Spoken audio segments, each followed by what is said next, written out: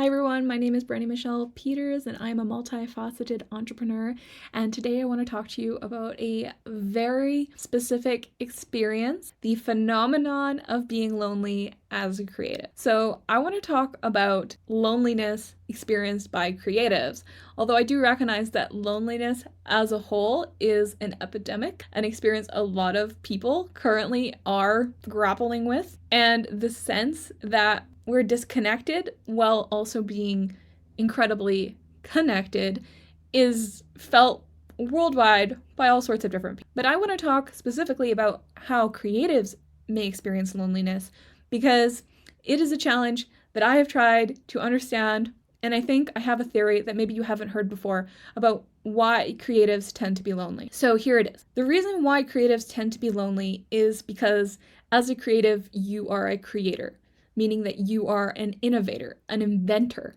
You're making something brand new. And when you do this, it typically puts you ahead of the curve, ahead of the pack, if you will. You see, the average person wants to be safe, which means they want to sit back and settle where things feel comfortable, what's familiar to them. But creatives are always leading forward. We're innovating. Now, one of the ways that a lot of creatives kind of manage this is by becoming really good at duplicating and making things that are reflective of things that are familiar to people. So that is one of the ways you can kind of commercialize yourself as a creative. But if you talk to any creative who is operating like this, who identifies with being an artist, a forward thinker, they know that they're actually watering themselves down to be accepted and in a lot of ways to be successful and support themselves financially. But as creative channels, we do tend to be bringing new things or have the desire to bring new things forward, and we feel the frustration of knowing that if we are too forward thinking, that we're going to be misunderstood. And because we move quickly and think quickly, we're here in the forward, in the future, while others are in the back. And the only way we can get them to buy in, which if you're also an entrepreneur, you may need to do to have customers, to get funding, to get investment, you need to be very good at kind of backstepping and explaining yourself, communicating really well so that people can understand where you're trying to get them to go. And the resistance that you'll experience while you make an effort to do that, it can feel really isolating because in your mind, you're like, I just want to get everybody where I am. You know this happens to you if you feel like you came up with something maybe 5 years ago that is just coming into trend now. Or you've seen a way to improve on something that is common and make it better,